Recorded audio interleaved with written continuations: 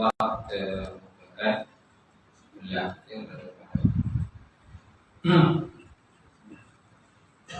malam ni kerja malam apa? Kerja malam. Kerja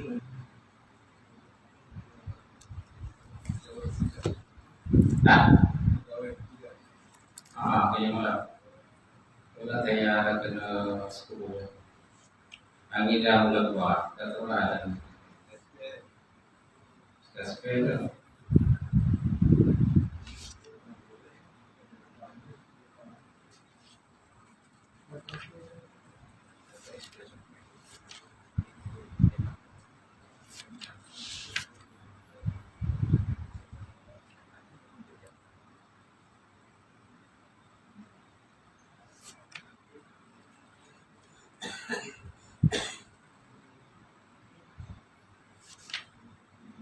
Baik, kita mulakan kuliah maghrib kita pada malam ini dengan kita sama-sama baca Ummul Kitab.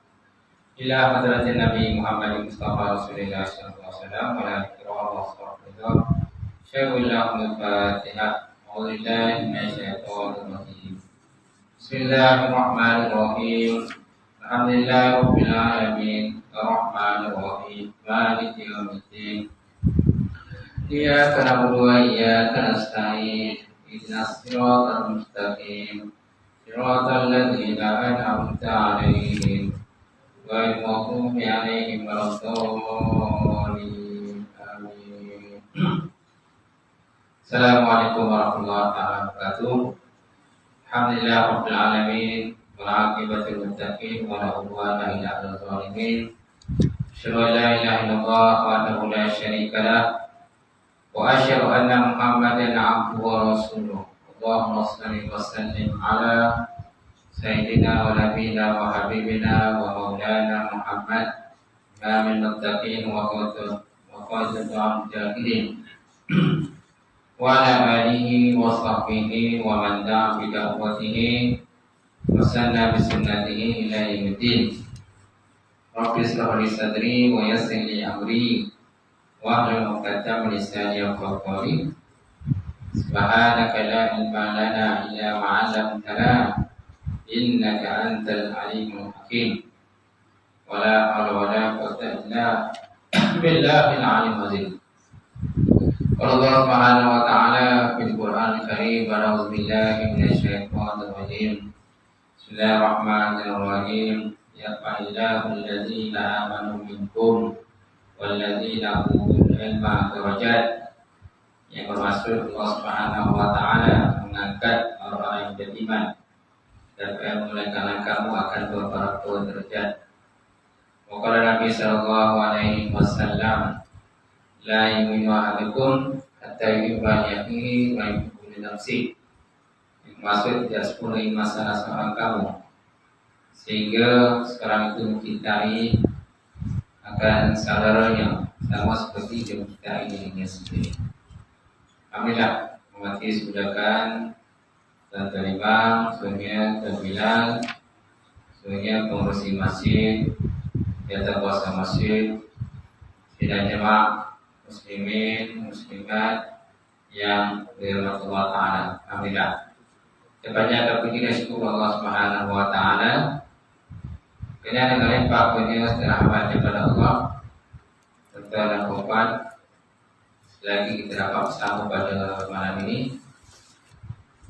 Jadi malam ini kita lihat pada bab munakahat, bab wali, itu sambungan bab wali.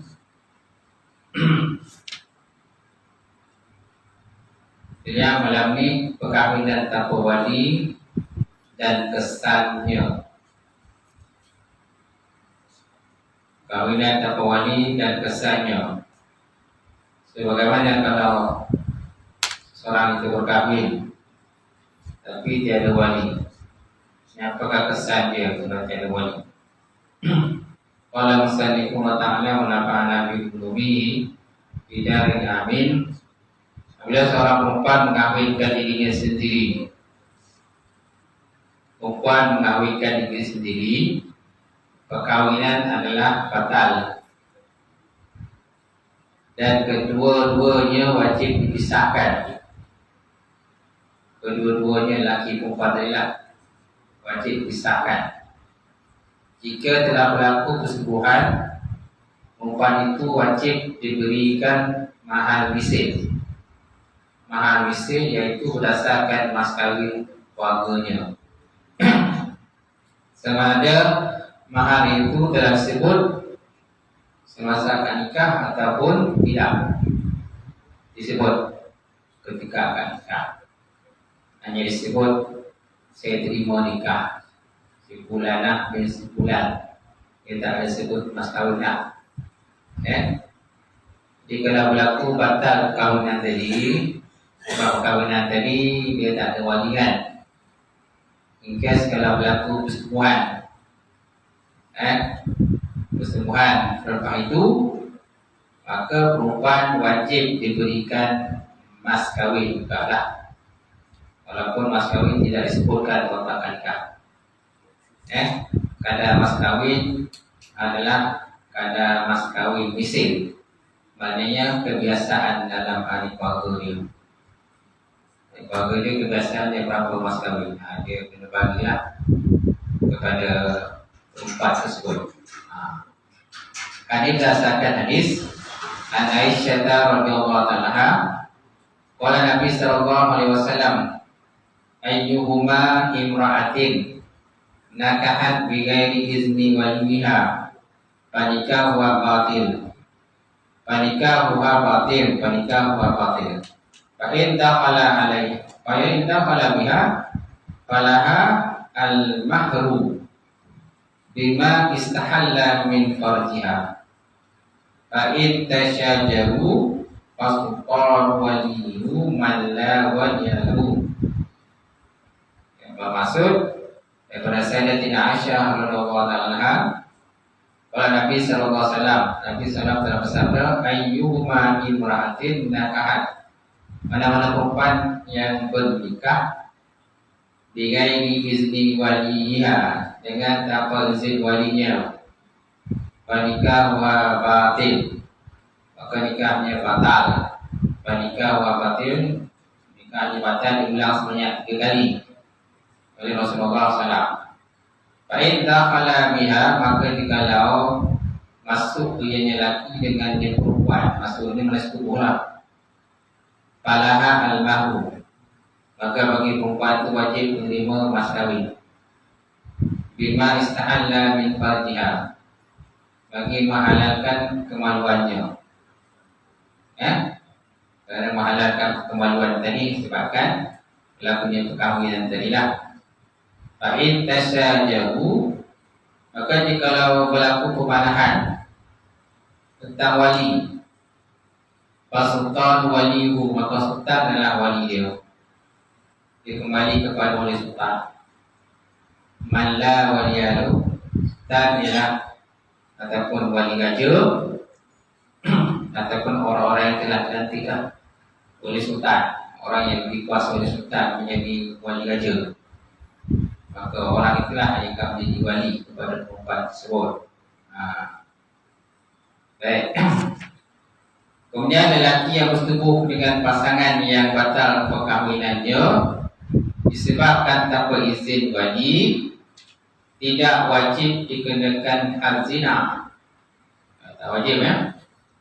Tak wajib dikenakan had zina. Kali ini demikian kerana terdapat keraguan disebabkan perselisihan pendapat para ulama tentang sahnya perkahwinan tanpa wali. Tanpa wali. Justru hukuman hudud digugurkan apabila terdapat keraguan. Berdasarkan kepada kaedah tarkul hudud bisyubhat, tarkul hudud bisyubhat. Guguran hudud disebabkan ada syubhat, keraguan. Namun lelaki itu boleh dikenakan ta'zir. Boleh dikenakan ta'zir oleh pemerintah, ataupun pihak berwajib lah, iaitu hukuman yang kurang daripada hukuman hudud. Dan terserahlah kepada pemerintah ataupun hakim menentukan kadar yang boleh mencegah dan memberi pengajaran terhadap lelaki tersebut. Paham kan?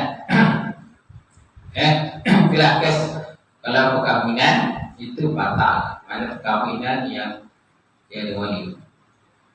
Ibaratlah kes yang berat. Kalau ada anak kan lagi berat lah. Lagi berat lah kalau ada anak. Kalau tak ada anak, tak adalah berat sangat. Tapi tetap juga menanggung dosa lah. Lelaki tersebut macam tu.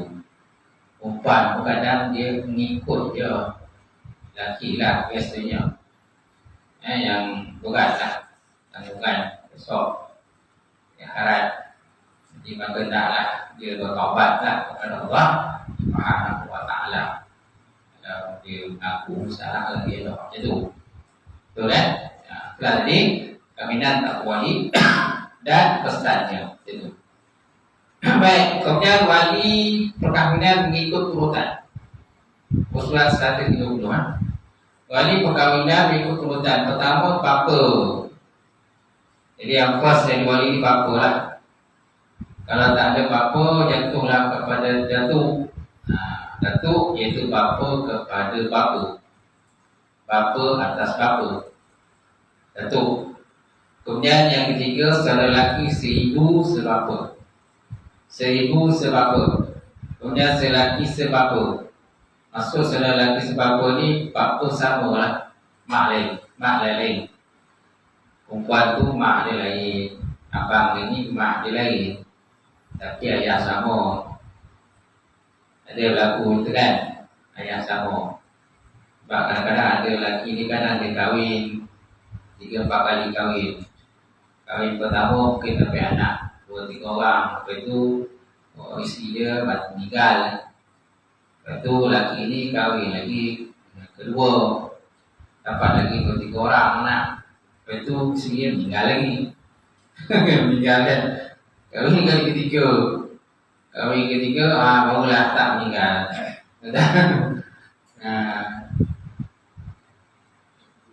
Barulah tak meninggal lagi ketiga lah. Jadi adik-adik anak tadi kan dia anak-anak tu lagi adik-adik tinggi kan itu. Adik-adik sebab apa? Mak lain kan itu. Jadi yang si abang-abang ni bolehlah jadi wali. Kata si abang dengan anak yang pertama kan, si pertama tu yang si abang tu pun dia ni wali. Okay, mana saudara lelaki sebapa, kalau tak ada saudara lelaki sebapa, saudara lelaki sebapa. Kemudian anak lelaki saudara lelaki seibu sebapa. Kemudian anak lelaki saudara lelaki sebapa. Lepas tu bapa saudara. Bapa saudara sebelah bapa seibu sebapa. Kemudian bapa saudara sebelah bapa sebapa. Anak lelaki bapa saudara pula. Tapi kalau ikut urutan pejabat agama, bapa saudara ni biasanya nombor 9. Nombor 9 bapa saudara. Kalau di sini dia letak nombor apa tu? 7. Nombor 7 kan? Nombor 7 bapa saudara. Sebelah bapa seibu sebapa. Tapi kalau ikut yang pejabat agama tu, bapa saudara biasa nombor 9. Kemudian anak lelaki bapa saudara sebelah bapa seibu sebapa. Kemudian anak lelaki bapa saudara sebelah bapa sebapa. Kemudian semua lelaki yang mewarisi harta secara masyarakat. Jadi kalau ikut pewarisan lah gitu. Itu tanya. Okay. Kemudian kodi. Kodi ini punya dapat jawatan oleh sultan ni kodi lah. Ini kuasa raja lah. Orang raja menurunkan kuasa dia. Menurunkan kuasa dia kepada pegawai agama kan, untuk menjadi wali sultan. Sama ada pegawai agama ke penolong pegawai pun, saya pun dulu pun penolong pegawai pun dapat juga jawatan tauliah sebagai wali sultan. Jadi mana-mana umpan yang jadi wali bolehlah kita gunakan itu. Tapi dalam kita punya kawasan sajalah. Tak boleh masuk kawasan lain. Kalau Somban tu kawasannya apa? Ujung puasa tu sampai ke mana? Prosesnya sampailah ke Islam nilai tu menuju punya kawasan yang besar. Jadi, baik. Jadi Nabi SAW bersabda, "Sultan waliyun man la waliya lahu." Jika berlaku perbalahan tentang wali, sultan adalah wali kepada mereka yang tidak berwali. Cuma kalau ikut dengan 9 ni, biasanya raja tak menikahkan orang. Yang menikahkan orang ialah pegawai agama. Pegawai agama kan yang menikahkan orang. Yang mana pegawai agama ni ataupun pegawai ke dan sebagainya diberikan tauhiyah oleh Datuk Undang lah, kalau tertentu untuk mengawinkan anak-anak perempuan yang tiada wali. Kemudian taraf anak lelaki dalam wali perkahwinan. Anak lelaki dan cucu lelaki daripada anak lelaki tidak boleh menjadi wali dalam perkahwinan. Anak lelaki dan cucu lelaki daripada anak lelaki tidak boleh menjadi wali dalam perkahwinan. Oleh itu sebagai seorang anak, dia tidak boleh menjadi wali kepada ibunya sendiri kerana tiada persamaan nasab antara keduanya. Jadi anak nikah ni omak nak nikahkan. Sian omak seorang dia kan. Ya ada lama tinggal. Jadi omak sian seorang. Jadi tak ada orang jaga. Anak-anak semua dia jauh. Jadi carilah pasangan omak. Carilah peneman dia lah. Peneman berborak, peneman tidur, sebagainya tu. Jadi bolehkah anak lelaki menjadi wali? Atau cucu lelaki menjadi wali? Boleh tak? Tak boleh kan? Anak lelaki dan cucu lelaki daripada anak lelaki tidak boleh menjadi wali dan perkahwinan. Oleh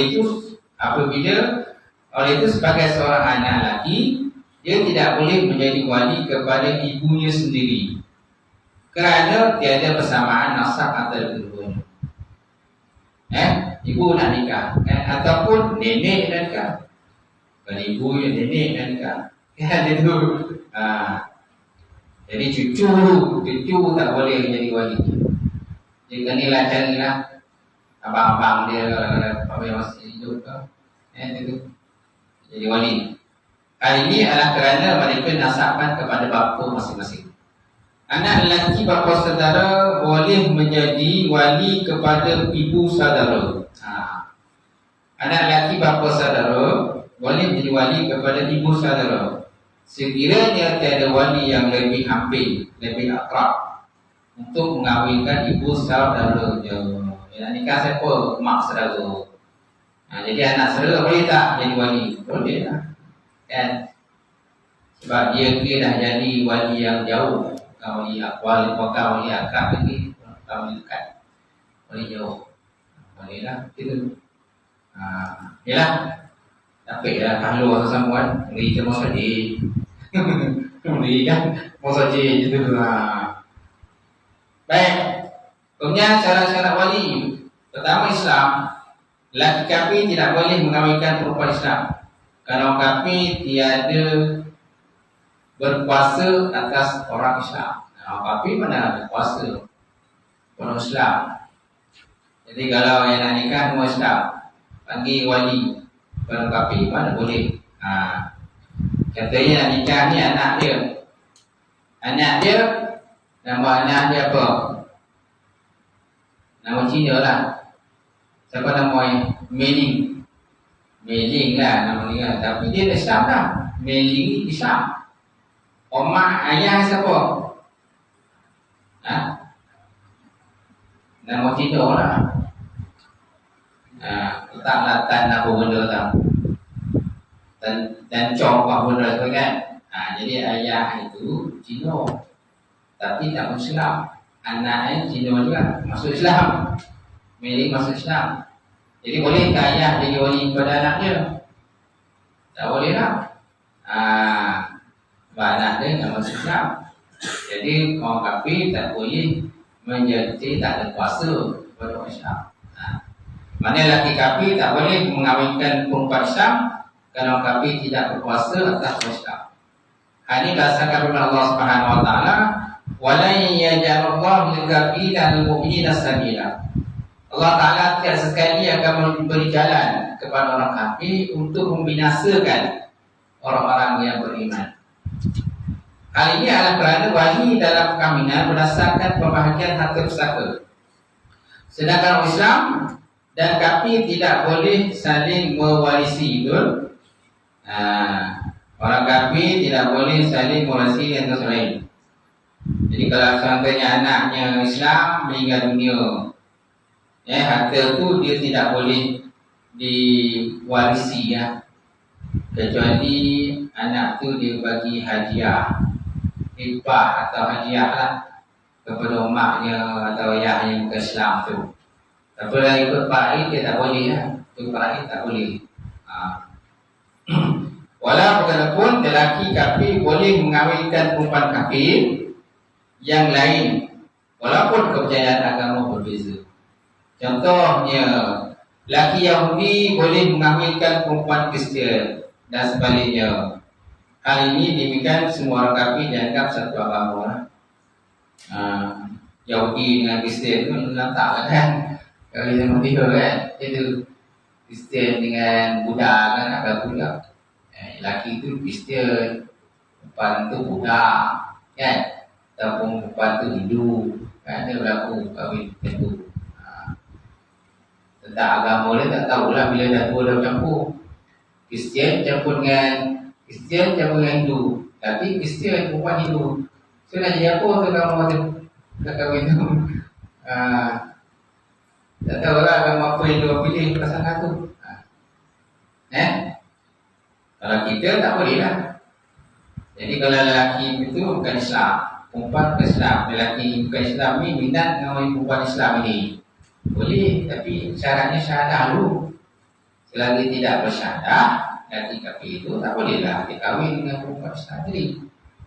Walaupun dia sayang macam mana pun, cinta macam mana pun, tetap tak boleh. Kalau dia nak kahwin dengan perempuan Islam ni, mestilah bersyahadah. Baik. Ini berdasarkan Allah Ta'ala, "Wallazina kafaru ba'duhum awliya'u ba'd." Dan orang kafir setengahnya menjadi penyokong dan pembela bagi setengah lain. Kemudian yang kedua, adil. Syarat yang kedua adil. Yang pertama tadi Islam, yang kedua adil.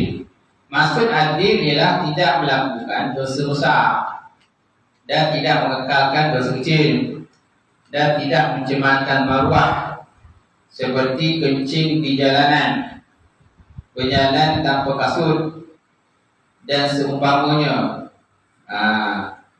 Ini dikatakan orang ini tidak adil dalam menurut pandang Islam lah. Jadi adil ini dia tak melakukan dosa kecil, tak melakukan dosa kecil dan tidak ada buat dosa besar. Dan dia tak buat perangai benda yang bukan lah, berpelik dengan tak ada. Contohnya belah tengah jalan, kencing tengah jalan kan itu. Pakai sebuah pendek tidak untuk aurat kan tentu. Kalau di sini dia kata berjalan tanpa kasut pun termasuk dia yang bukan adil. Berjalan tanpa kasut. Siapa suka berjalan tanpa kasut? Semua berjalan kaki ayam macam tu. Di mana-mana pun kaki ayam, pokoknya beralah kaki ayam jadi. Tak tahulah, mungkin tapak kaki itu mungkin kobak kan. Jadi kalau terpijak paku benda pun tak ada benda kerja. Kita kalau pijak paku sikit kan ada monitin. Dia suruh wali yang fasik ialah tidak adil, tidak boleh mengawinkan perempuan yang beriman, bahkan wahak perwaliannya berbina kepada wali adil dan seterusnya mengikut urutan. Ini berdasarkan hadis Nabi SAW, la nikaha illa biwali mursyid. Tidak sah nikah melainkan dengan wali yang mursyid. Maksud mursyid kata Imam Syafi'i, maksud mursyid ialah adil. Maksud mursyid ialah adil. Bukan mursyid yang dalam tarikat tu, syekh mursyid, itu pun ada juga istilah mursyid juga. Kena cari syekh yang mursyid. Kalau syekh mursyid kan tak tahu apa terjadi dengan kamu punya zikir, terikat dan sebagainya. Ini adalah kerana fasik merupakan kekurangan yang merosakkan persaksian dan ia menghalang perwalian dalam perkahwinan. Pendapat lain pula menyatakan bahawa adil bukan menjadi syarat dalam perkahwinan. Ini ada perbezaan pendapat lah berkenaan dengan adil ni. Okay. Pendapat lain ialah orang menyatakan bahawa adil bukan menjadi syarat dalam perkahwinan. Hal ini adalah kerana kelayakan menjadi wali adalah berdasarkan pertalian waris yang menimbulkan perasaan kasih sayang untuk kebaikan orang di bawah jagaannya, sama ada dia bersifat adil ataupun sebaliknya. Ini ada kaul lah, ada pendapat menyatakan adil bukanlah syarat utama dalam perkahwinan. Itu sebabnya ada fatwa menyatakan boleh wali tidak adil itu boleh mengambilkan jadi wali lah, tapi dengan syarat hendaklah dia beristighfar, istighfar sebelum dia mengakadkan nikah anak dia. Gitu. Okay? Tapi jangan lepas tu dah istighfar tu buat balik. Itu masalah kadang-kadang dah istighfar sama juga, sembahyang juga tak boleh juga. Sebelum menjadi wali tetapkan nikah tak sembahyang. Kan? Waktu anak-anak nak nikah istighfar untuk jadi wali. Lepas kan tak sembahyang wali. Ini masalah juga tu. Salah juga kan. Diharaplah jadi imam-imam kalau kita jadi guru nikah ni bagi nasihat lah. Tengok kalau wali itu memang jenis orang tak sembahyang, bagilah pos sikit. Tazkirah sikit wali sekali. Dia bukan tazkirah kat kantin je, bapak kantin pun bagi tahu. Kena beri peringatan pada dia. Kadang jenis yang tak bercampur orang pun ada juga kan tu. Dia sibuk dengan dunia saja. Itu peranan dulu nikah lah. Kita menyiapkan nikah anak-anak Korea kita lah. Baik, sebenarnya adil juga adalah kerana meletakkan syarat adil kepada wali menyebabkan berlakunya kesulitan yang besar disebabkan orang yang adil sedikit sahaja bilangannya. Lebih lagi pada masa kini gitu. Dalam mana-mana zaman sekalipun tidak perlu diketahui ada orang fasik yang dilarang mengawinkan anak-anak perempuan mereka. Sebab ada kadang-kadang anak-anak perempuan ni kadang-kadang dia tak nak bapak jadi wali. Dia kata bapak dia tak sembahyang, bapak dia sahadah, bapak dia isap gam lah. Dia tu bapak yang kadang buat lagu menetap sonok. Dia tahu bapak ni memang suka buat tak sonok, boleh nombor dan sebagainya. Jadi bila dia nak akad nikah, dia tak nak bapak jadi wali. Dia tak nak bapak jadi wali. Sebenarnya tak boleh lah. Panggil lah bapak tu sering dan imam lah kena pos sikit. Bagi tazkirah sikit imam ni supaya dia sedar lah apa kesilapan dia supaya depan jangan buat lagi tu. Tapi kalau kita dah bagi nasihat apa dia buat, itu bukan tanggungjawab kita lagi kan. Kita dah bagi peringatan macam tu. Baik, kemudian balik. Kanak-kanak tak boleh menjadi wali. Hal ini adalah kerana dia tidak berkuasa atas diri sendiri, apatah lagi terhadap orang lain. Syaratnya kena kanak-kanak. Kalau anak kanak-kanak, mestilah kanak tu bagi. Bukan makna ke kanak tak boleh jadi wali langsung. Boleh jadi wali, tapi dengan syarat dia telah balik. Telah balik. Biasanya mau balik tu 15 tahun kan. Kadang-kadang ada yang belum 15 dia dah balik lah. 14 tahun dia dah balik. Yang ada dia seorang dia balik. Yang abang dia tak ada. Yang nak nikah kakak nak nikah. Abang lelaki tak ada. Yang ada adik lelaki. Yang ada adik lelaki. Adik lelaki tu pun Orang kata 50-50. 50-50. Balik ke tak balik? Balik ke tak balik? Tengok muka kau ni macam tak balik lagi. Tengok sekarang ni macam tak balik. Jadi bolehlah kita tanya je, kau dah mimpi ke belum? Siapa pak? Kan? Mimpi tu lah. Yelah mimpi apa? Memang kau nak explain sikit. Kan? Memang kau nak explain sikit dekat wali tadi. Baru dia faham. Kan? Kalau dia kata belum mimpi apa-apa, jadi maknanya tak boleh jadi wali. Kalau dia dah mimpi, keluar mani, keluar sebagainya, dah bolehlah dia jadi wali. Boleh jadi wali.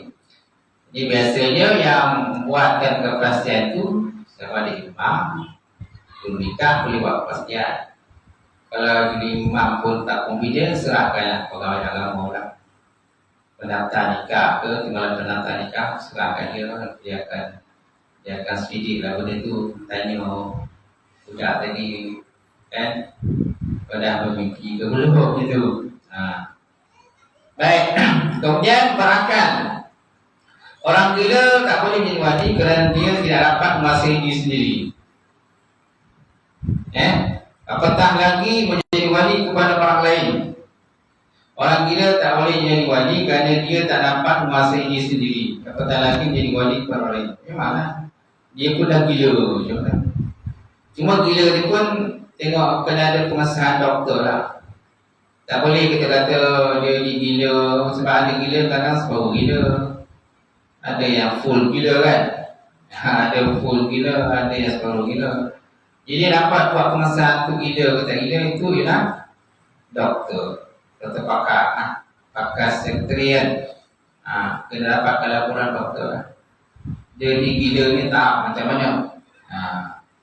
Kalau full gila, memang tak boleh jadi. Ataupun separuh gila. Mana ada masa dia gila, ada masa tak gila. Bila masa tak gila tu bolehlah dia jadi wali. Gitu. Tapi nikahkan orang tiba-tiba gila balik. Gila balik. Maknanya dia dah lepas kan. Dah lepas waktu dia tak gila tu, dia dah minta jadi wali, bolehlah. Sebab dia gila sekejap, akan gila. Bukan gila semua gila kan, bukan full gila. Kemudian tiada penyakit yang mencacatkan fikiran. Orang yang cacat pemikiran kerana tua atau nyanyok tak boleh jadi wali.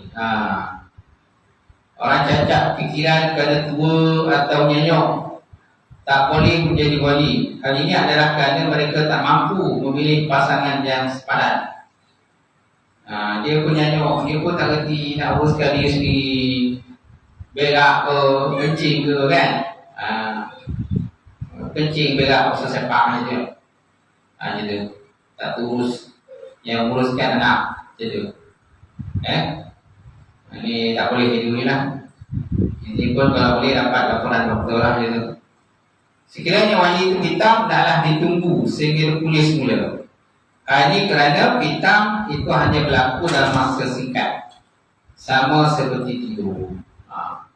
Kemudian tidak terhalang menguruskan harta kerana boros. Sisapa ataupun sisapi. Pemboros yang terhalang menguruskan hartanya ialah orang yang membazirkan harta bendanya. Dia tak dapat menguruskannya dengan sendiri. Apatah lagi jadi wali pada orang lain. Apatah lagi jadi wali pada orang lain. Dia pemboros. Sisapi. Tak boleh jadi wali lah. Sebab dia pemboros kan. Pantang dapat duit, habis. Licin. Pacak licin tentang dia joli sana, joli sini kan. Kaki pumpat dan sebagainya gitu. Pemboros. Sampaikan anak bini pun tak makan. Sebab duit gaji, kata ada, dia ada income, dia gaji kan. Dia ada gaji. Dia gaji tu ambil kerja tu ya. Boril pun tak boleh, lauk pun tak boleh, ikan tak boleh, semua tak boleh. Jadi ke hulu anak bini. Bila anak bini ke hulu, anak bini paksa pergi keluar pula. Jadi kerjaan. katakan tak makan tak minum. Kemudian tidak mahram. Seorang yang mahram haji atau umrah tak boleh mengawinkan orang lain.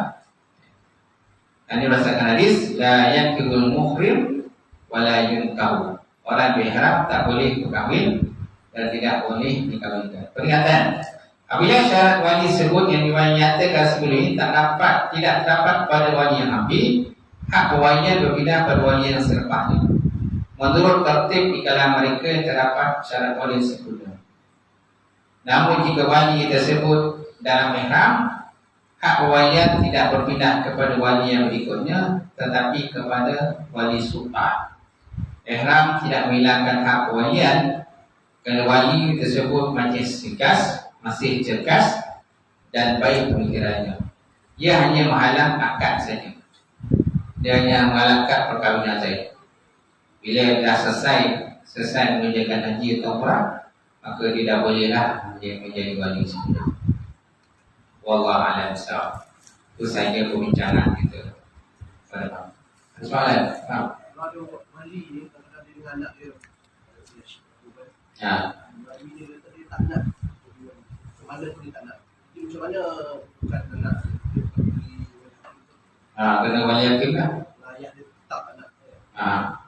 Kena pergi wali sultan nanti. Tapi yang memutus wali sultan tu ialah hakim. Hakim. Dia tak boleh turun pada anak lelaki. Walaupun ada anak lelaki, tapi dia tak boleh turun kepada anak lelaki. Dia akan terus ke wali sultan. Kena perintah mahkamah. Dia macam fast track lah. Shortcut ni kan jadi shortcut kepada wali sultan. Kalau misi ni bila nak bayar mahal misi. Bila tahu dia wali dia tak sah lah kan. Jadi sebelum ni dia dah bagi mas kahwin kan. Saya tak tahu kalau dia akan tak sah. Lepas tu maksudnya nak bayar apa? Berarti buat mahkamah juga lah. Perintah lah. Sebab kalau ada perintah dia akan bayar. Kalau tak ada perintah memang lelaki memang mengelak lah. Dia tentu tak nak bayar dia. Bila ada perintah mahkamah, order. Takut kan? Kalau tak ada perintah mahkamah, memang biasa tak happy dah. Itu kecuali kalau lelaki itu memang ada kesedaran agama. Kalau dia ada kesedaran agama, memang tanggungjawab dia sebab perkahwinan itu tak sah, maka dia kena tegaklah. Tak perlu nak tunggu perintah mahkamah, kan? Tak perlu nak kata polis datang ke rumah, tak perlu nak masa datang ke rumah. Itu sebab antara tugas orang mahkamah ni antaranya ialah mana-mana orang yang tak hadir ke mahkamah, kita orang kena pergi dulu rumah, pergi cari warrant. Kita mana mahkamah keluarkan warrant tangkap, kita akan pergi carilah rumah ni. Mana alamat yang terakhir, kemungkinan dia ni mana orang tertuduh tu, di mana alamat terakhir dia tinggal. Kita akan pergi cari. Ada kadang-kadang bila kita cari, rupanya orang ni tak sihat, sakit, guzuan je tu. Ada juga. Kadang-kadang dia tidak lagi berada di alamat tersebut. Kita pindah ke alamat lain. Nanti susah sikit nak macam itu. Kalau dia masih berada di alamat situ, sudah. Salahnya dia tak ada mahkamah sebab dia dah pindah ke lain. Sebab alamat yang ada dekat kita tu rupa-rupanya emas sewa dia. Bila dia tak duduk di situ, kita tu dah sewa tempat lain. Susah kan macam itu. Ya. Ada benda yang timbul lah. Okay, ada lagi?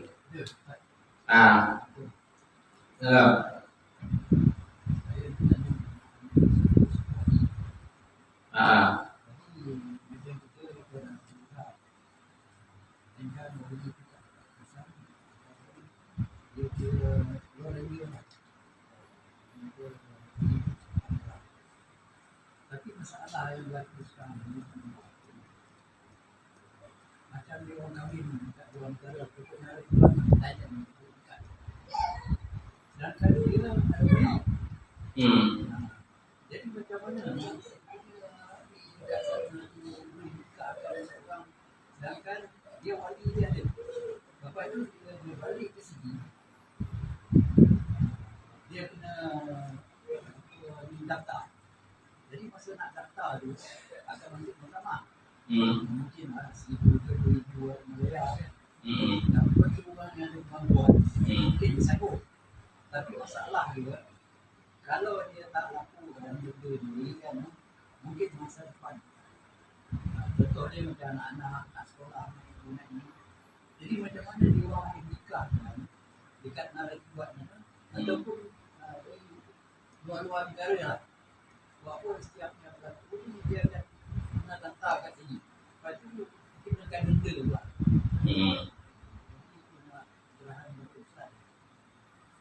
Okey, di Thailand ni dia menggunakan wali khas. Wali khas namanya. Wali khas. Dan wali khas ni kebiasaan hanya dia boleh menikahkan pasangan tadi, yang mana walaupun wali itu berada di Malaysia. Sebab pasangan ini telah bergerak lebih daripada 2 marhalah. Dia lebih pada 2 marhalah dia. Kan? Macam contoh sini ke Thailand kan lebih pada 2 marhalah. 2 marhalah ni dibuat dalam apa? Satu marhalah dalam 91 km. Atau ada yang dapat menyatakan 81 km. Jadi dah lebih daripada 2 marhalah. Dah masuk ke siap saya. Dia dah memang dah lebih daripada 2 marhalah. Jadi boleh, kalau ikut kaedahnya tu, dia boleh menggunakan wali khas namanya, wali khas. Dengan syarat wali khas itu telah pun dilantik oleh kerajaan Thailand. Kerajaan Thailand lah memang tak dilantik. Sebab di Thailand pun dia punya ada apa agama dia, jabatan agama dan semua soalan semua ada. Yang diterap. Ya, ada ulama-ulama Al-Qani itu ramai rasanya ulama dia. Itu bukan cikai-cikai punya ulama lah katanya kan. Jadi jadi mereka mana-mana pasangan Malaysia kalau kahwin kana boleh nikah pusat, tapi dengan syarat yang telah pun dilantik oleh kerajaan Thailand. Kemudian balik di Malaysia naklah didaftarkan perkahwinan tersebut. Dan di Malaysia pun di pejabat agama pun biasanya tidak ada link lah. Pejabat agama ni ada link dengan kerajaan apa tu, pejabat agama di Songla, di Thailand semua. Biasanya kita ada senarai lah. Senarai yang kata juru nikah yang telah pun cantik oleh kerajaan Thailand. Siap sekali dengan tanda tangan dia. Jadi kalau sijil nikah tu tak tally dengan sign itu, tak tally dengan nama dan juga sign itu, mana pernikahan tu mungkin pernikahan sedikit lah tu. Nama nikah sedikit lah, tak tally dengan sign dan juga nama YC kah dan sebagainya yang terdapat pada sijil nikah bagi pasangan yang pergi nikah kat sana. Jadi kalau pasangan nikah dulu kat sana, lepas tu tally buat balik sijil tu, tengok semua tally, sijil nikah pun tally, apa sign pun, job semua kali tengok lah. Jadi kalau tally semua, barulah nikah tu dikira sah dan minta supaya pernikahan tu didaftarkan. Kita menggunakan wali khas tadi. Sah tak? Walaupun wali dia tu masih Malaysia ni masih. Kalau ikut sana sah. Dan iktiraf boleh Malaysia. Kalau Malaysia tak iktiraf, tak sah. Kerajaan Malaysia pun iktiraf boleh tu, mana pernikahan tu sah. Cuma perlu didaftarkan pernikahan tadi. Itu memang di segi peraturan kena bayar. Lelaki biasanya nikah sana tu poligami. Jangan lelaki nikah sana bukan poligami. Jadi lelaki dia akan ada 2 benda. Satu, nikah tanpa kembaran, maksimal 1,000.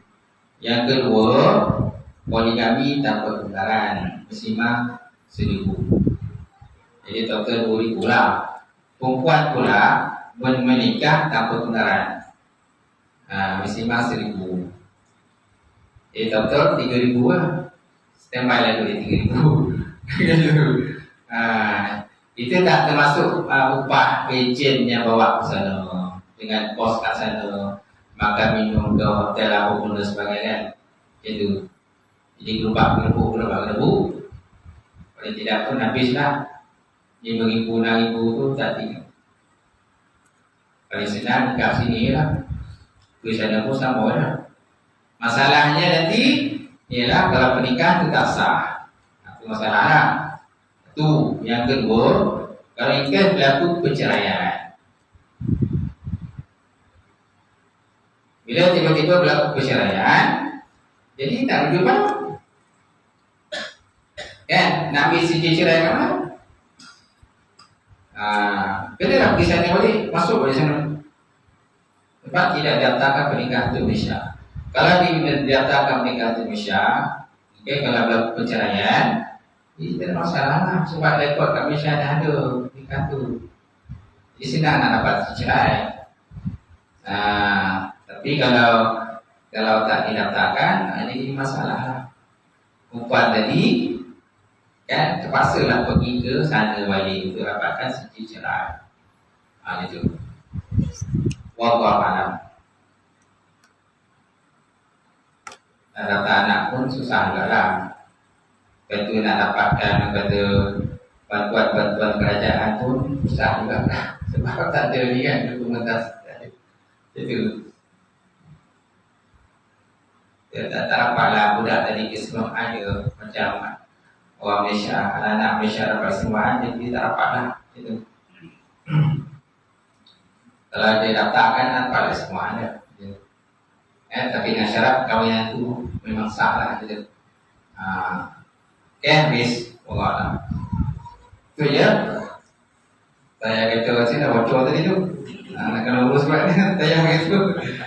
Kena 10 tadi yang kacau tadi. Dah tutup tak? Tayang dah tutup. Betul tu. Dia dah tutup. Pancit tu kan kita ada kan. Tak masuk 7 lebih tadi lah. 7 lebih tadi. Dah tu lah. Dah tu. Sampai tadi.